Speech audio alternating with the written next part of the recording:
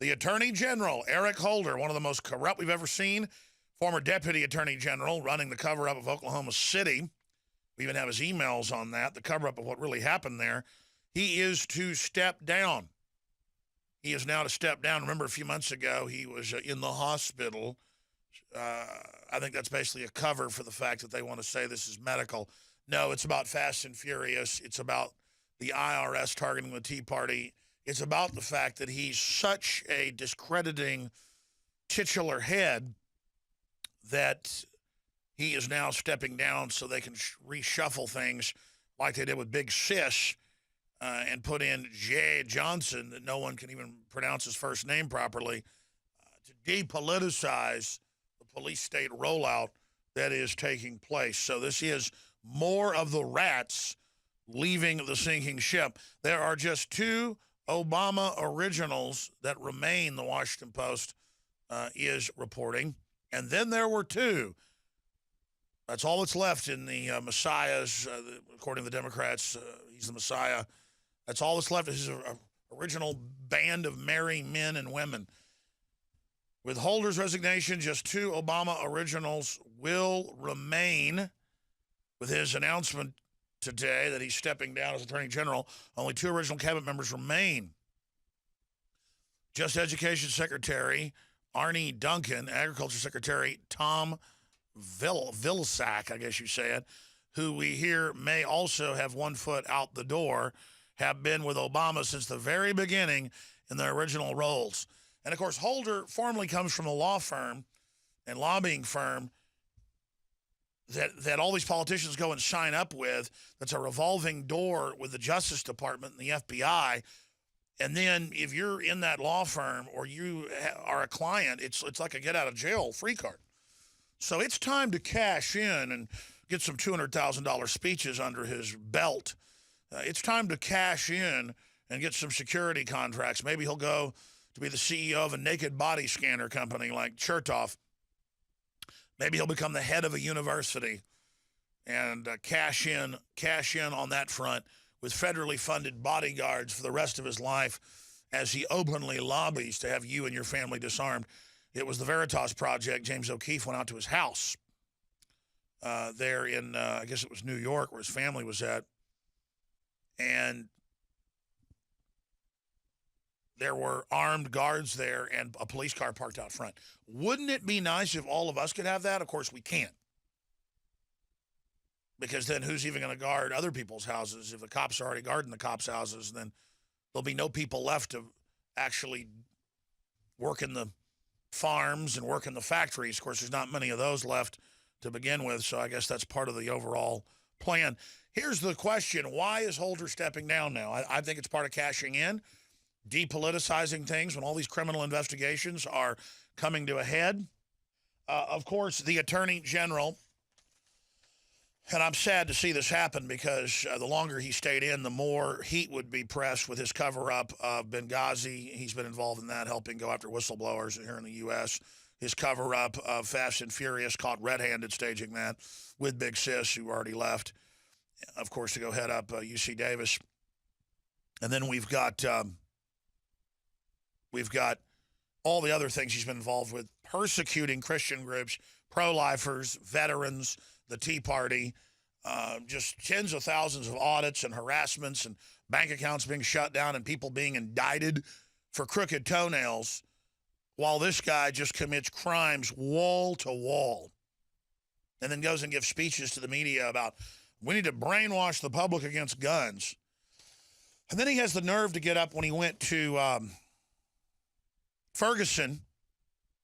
He has the nerve to go there and talk about racism and how he's this big victim of it. That's why people don't like him now. I mean, give me a break, Holder. I bet Holder's never been attacked by white people physically. I have been attacked racially. I was thinking about it just a few nights ago, and I don't dislike black people because of it. I realize there's racist, whites, blacks, you name it, but it's seen as kosher and acceptable by some blacks to attack white people because there's a score to settle. And if somebody weighs 250 pounds, well, I bet I can beat up this 180-pound guy back in the day. A little bit more than 180 pounds now. 230 pounds. Was 275. That's how fat I got. But long story short, I have literally been called a cracker honky and had my head hammered into the concrete. And when my hair all falls out, there's a giant scar right here from like 15 stitches where my head completely split open. I mean, I've had black people try to kill me in Dallas over and over and over again. I mean, you'll hear about some black family attacked by the Klan once or some old black man beat up. It's terrible. They had movies about that. What about me? What about me, Holder? I'm sick of you playing race card. How dare you? I bet money you never had a truck of white guys pull up and beat the living hell out of you. So I'm sick of it. I don't have any guilt. I'm not racist. I don't like Obamacare because it's a screw job and raises 21 taxes, 7 of them on people on the poverty line, working poor. It's got death panels on it. I don't care if you're a black veteran, a white veteran, a Hispanic veteran. It makes my blood boil that they got secret death lists that we already knew about years ago. We had all the veterans groups on. Joyce Riley was talking about secret death list and not giving treatment to troops with witnesses from the VA 15 years ago on this network. Morning host. And I would go interview the people as well.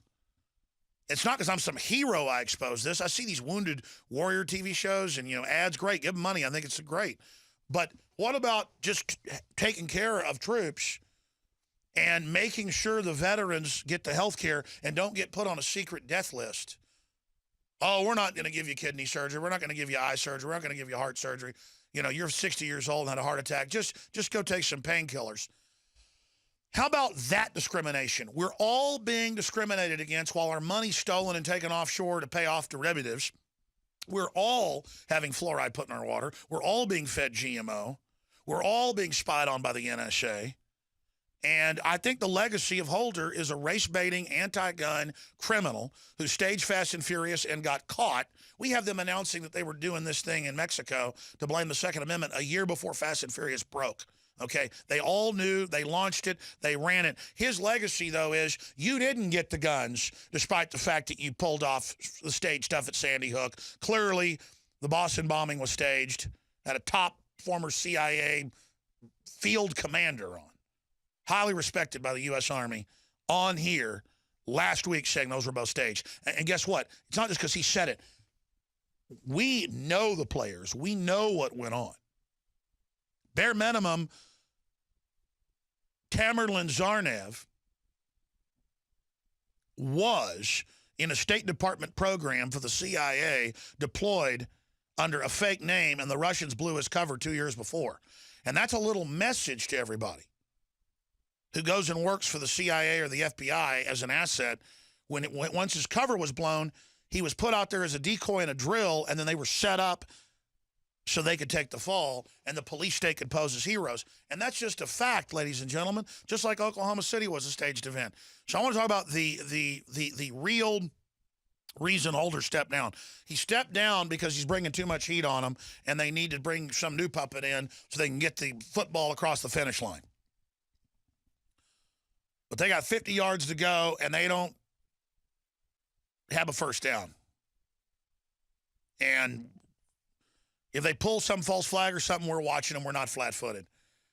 That's the thing. Once these criminals are called out, they're absolutely powerless. So this is a victory. From the water table to our soils to the atmosphere itself, our world is becoming more and more toxic each and every day. But it's not just the air outside that's toxic. Indoor air has been shown to have 2 to 5 times higher concentrations of pollutants than even outdoor air. And most Americans spend 90% of their time inside using toxic chemicals within their homes. There are more than 42 million smokers in the United States. Well over 1,000 types of mold and mildew linked to numerous conditions. And don't forget the fact that 6 million Americans live with pets they're allergic to as well. When I began to research these statistics, it was clear to me it was time to start cleansing my lungs in order to combat the toxic environment that we cannot escape, but that we can fight back against. Made with organic and wild cultivated herbs and manufactured in the USA, the new InfoWars Life Lung Cleanse is here in a convenient spray bottle that can be brought with you throughout any toxic environment. Now available exclusively at InfoWarsLife.com or by calling toll-free 888-253-3139. Hey, now you can watch the Alex Jones Show live as it happens at Infowars.com/show.